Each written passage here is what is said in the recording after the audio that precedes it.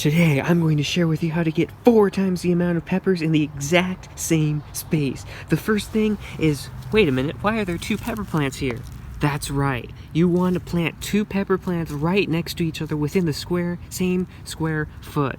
This will allow the pepper plants to grow interchangeably with each other, and also they will support each other as they start to grow, and so they don't topple over in one direction or the other. I have had great success with planting 2 pepper plants in the same area for multiple years now, and in fact I got this idea from Rusted Garden and it works amazingly. You definitely get at least double your harvest because you're growing 2 plants right next to each other. Now if you had a whole bed full of pepper plants and you wanted to do this, you want to make sure you fertilize regularly with a good slow organic release and also a fast release fertilizer every 2-3 weeks or so.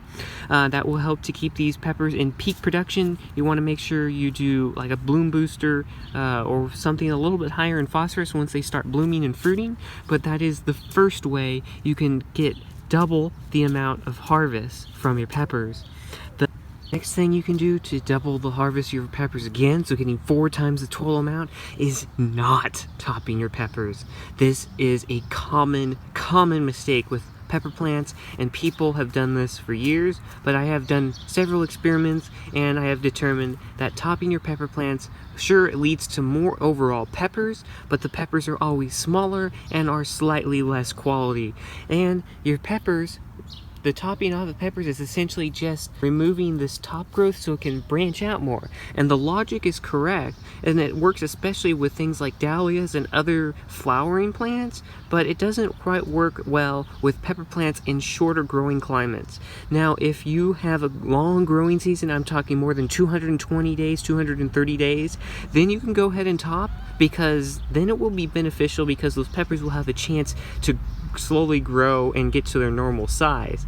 But for 95% of the growers here in the United States and probably around the world, do not top your pepper plants. It will naturally start to branch out. As you can see here, it's hard to see, but it will start to naturally branch out, especially where it produces its first bud.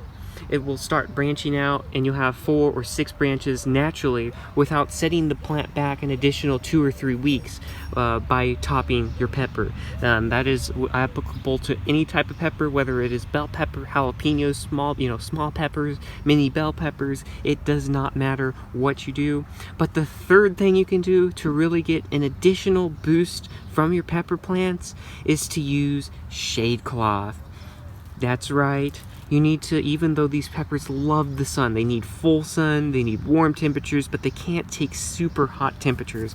I have found when it gets anything above about 110 or even above about 100, they start to show signs of stress. They kind of don't want to produce anything, and it takes forever.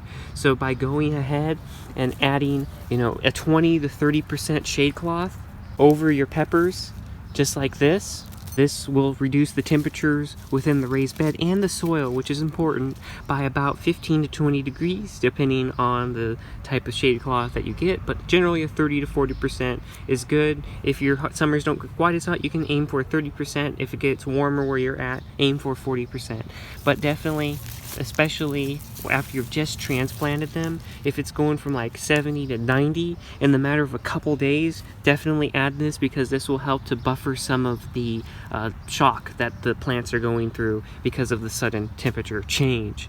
So I hope you liked this video, got something out of it, and you also need to know why heat zones are more important than hardiness zones.